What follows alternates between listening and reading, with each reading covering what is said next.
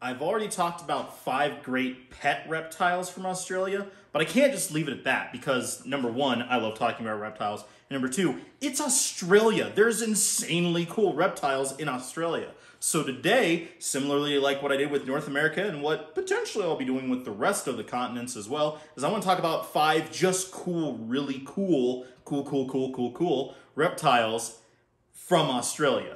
That doesn't necessarily mean that they make bad pets, but some of them do, and I will mention that as we go along. So to start things off with, what I think is a really very kind of iconic and, stereotypical reptile from Australia is the Thorny Devil, also sometimes called the Mountain Devil.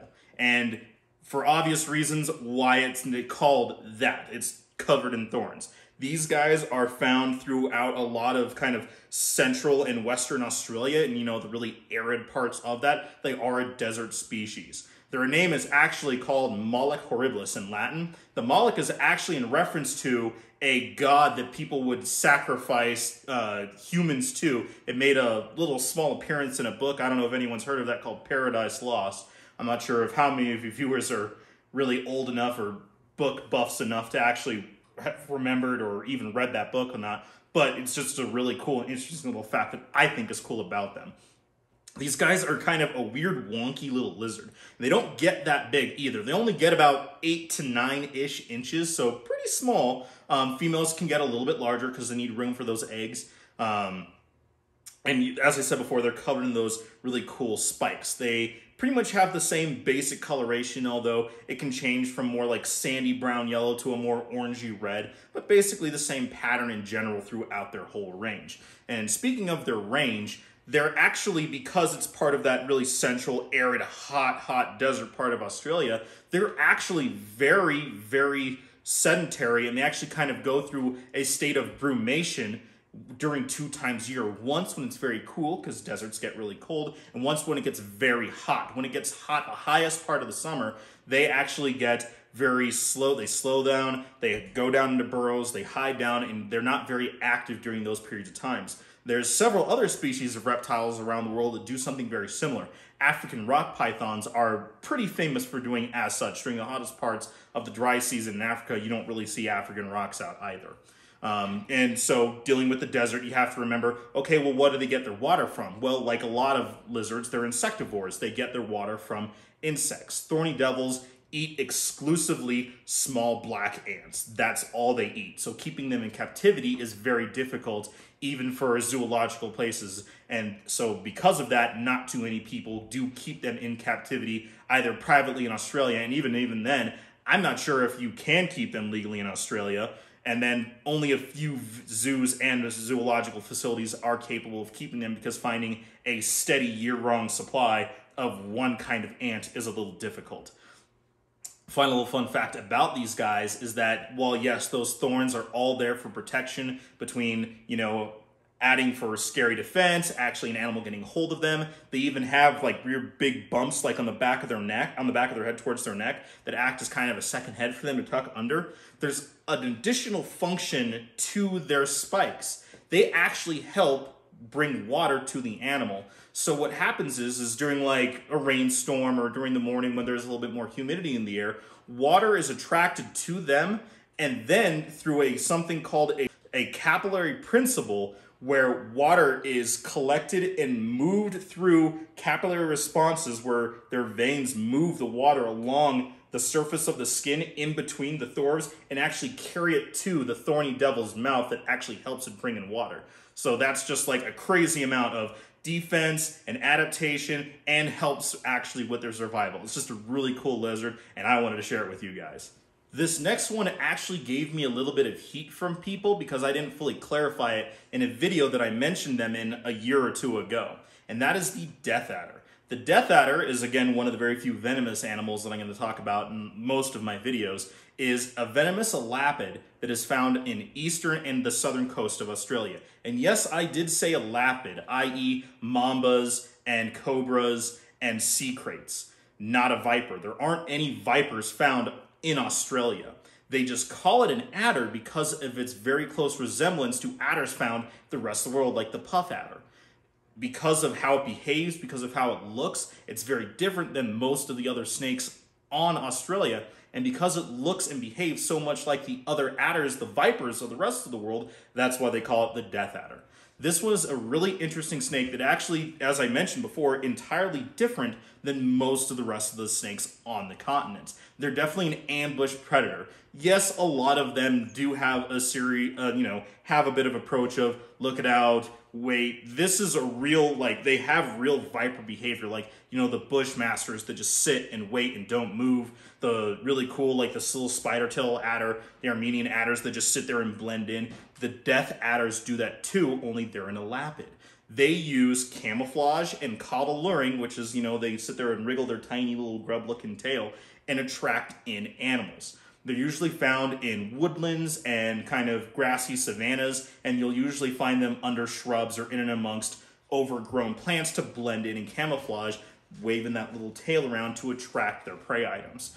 These guys predominantly eat mammals, and because they are ambush, sit and wait predators, they actually have the fastest bite of any animal on Australia.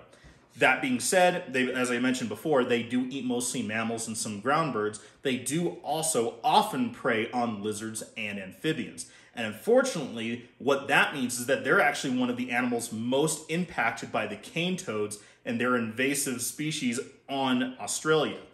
As we know, cane toads, they have those big bufotoxin glands in the back of their heads. They can eat a toad large enough to where it will actually kill them if they eat that toad.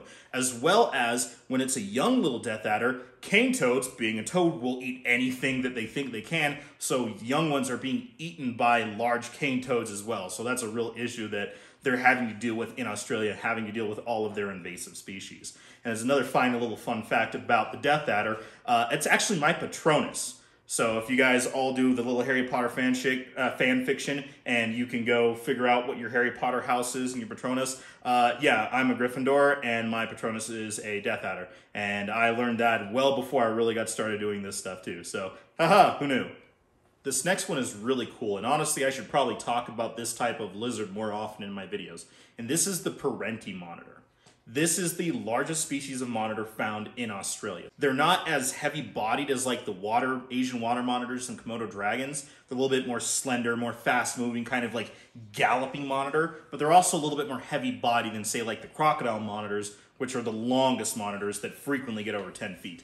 Parentis, they usually hit in the 6-ish foot range, but finding 1 to 7 to 8 feet is not that uncommon. That are found in a lot of Western Australia up through the Northern Territory. So that's kind of that really arid central part. When you think of that goanna, which is what they just kind of call most monitor lizards in Australia, that red earth background with, the very sparse vegetarian in the background, and that lizard tripoding up, it's usually like an Argus monitor or a Parenti.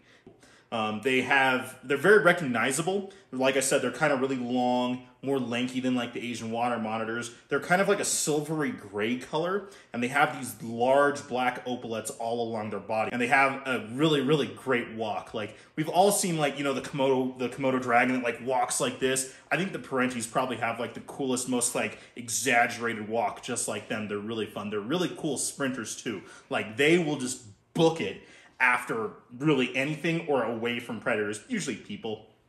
And there's a reason for that, and that's because they are generalists. Most monitors are fairly generalist, meaning they'll eat anything that they can, but the Parentis seem to actually favor eating smaller monitor lizards, usually being small Argus monitors or even smaller Parentis.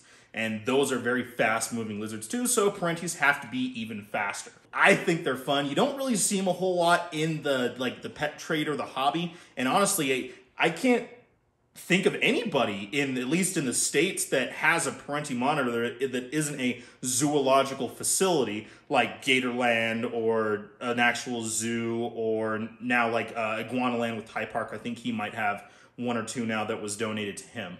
And that is because, number one, they weren't really exported as much as other monitor lizards, even the lace monitors, before in the 70s when Australia just cut all extradition of animals from Australia, as well as they don't seem to adapt as well as other large monitor lizards to people, again, even including the crocodile monitors, although we may be able to do that just because we've been allowed to import them in for a longer period of time than we ever were with the Parentis. They are slightly venomous, just like other large monitor lizards. It's not one that can cause really like a medically significant bite. The actual damage of such a large lizard clamping onto you would certainly do more damage than that very slight envenomation that they can give you, but it's not really something that is a real cause for concern more than just the really big 8-foot lizard attached to your foot. It's just something that I feel like needs to just be kind of mentioned in there. It's just a really cool species of lizard, and I think they're really fun. This next one, I actually had a hard time deciding between this one or another species of snake, but I decided I'm going to give that one its own spotlight in a video that I'm going to do in the near future, so I decided to go with this one for a little bit different of a reason. And this is the amethystine python, or the scrub python. This is the longest species of snake found in Australia, period. They are occupying mostly the northern part of the rainforesty part of Australia. And yeah, they can trickle down a little bit. Mostly found in the northern part, as well as in islands, including parts of Papua New Guinea and parts of Indonesia as well. The mainland, Australia, the mainland ones, obviously being the largest, because with most islands, there's island dwarfism, because their prey isn't as large, so they don't need to be as large. These guys are very long. They can average 16 feet, so reticulated python lengths. They're just much more slender-bodied. They're very arboreal, and which is insane to think about a 16-foot long snake 10 feet in the air on a tree above you. And I say 16 is the average. The longest verified one was a female that was 23.6 feet long. There's an unverified one, but it has a really accurate number that I saw several times. It takes me a long time to research all of these ones. I'm reading 4 to 7 different articles and talking to multiple keepers about all these different species of lizards. It takes me a while, but this one number I saw pop up multiple times, and that is 27.9 feet. That is almost 28 feet long of a huge, fairly arboreal constrictor. That's nuts. They are really, really cool. They get their name amethystine, specifically, I mean, the scrub pythons, because, you know, scrub land, that's where sometimes they're found. Although they're usually found in more rainforesty areas, so I don't know what's up with that. I guess scrub rainforest. There we go. Meh. But the amethystine is named for their really cool pattern. These guys, like a lot of Indonesian pythons, have gone through quite a few taxonomy changes. For a while, they're Morelia, then they were Liasis. Right now, they're in Somalia. S-I-M, whatever, I'll put it right here. You know how terrible I am with the Latin names. There's 5 different subspecies, mostly talking about the amethystine, the mainland ones. They're a really cool species that can make good pets, but for a very specific person. And honestly, I'm talking more about captive bred animals, because their somewhat deserved attitude, at least as far as I know of, kind of really tones down after a few generations in captivity. The amethystines, the mainlands, are a little bit more rare, again, because of the exportation limitations we've had with Australia, and really all Australian species. It's definitely a big bottleneck genetically, but there are a few out there, and if we do have them, they're obviously captive bred. But that's, again, a very large constrictor that you need a tall as well as long setup for. So very specialist, and honestly one of the few snake species that I've never really considered getting, because with the exception of probably Brandon Wheeler, every person I've talked to, when I give this assessment of the snake most likely to bite me, pee on me, and then bite me again, rubbing the pee into the bite, has been agreed upon.